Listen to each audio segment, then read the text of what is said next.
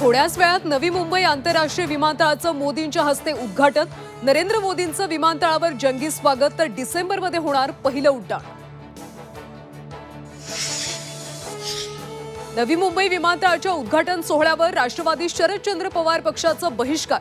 विमानतळाला दिवा पाटलांचं नाव न दिल्यानं नाराज. मुंबईतल्या भुयारी मेट्रोच्या शेवटच्या टप्प्याचं आज पंतप्रधान मोदींच्या हस्ते उद्घाटन. JVLR ते कफ परेड अंतर तासाभरात पार करता येणार.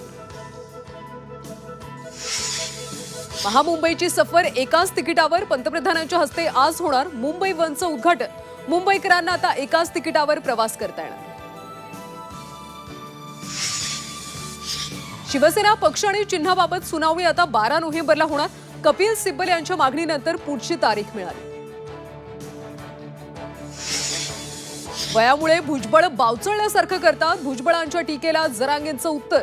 तर जरांगे टीव्ही समोर येऊन काही बोलतात. जरांगेंवर भुजबळांची टीका.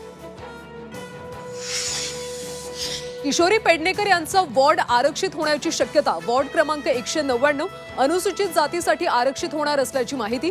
पेडणेकर वरळीतला दुसरा वॉर्ड निवडणार का याकडे लक्ष.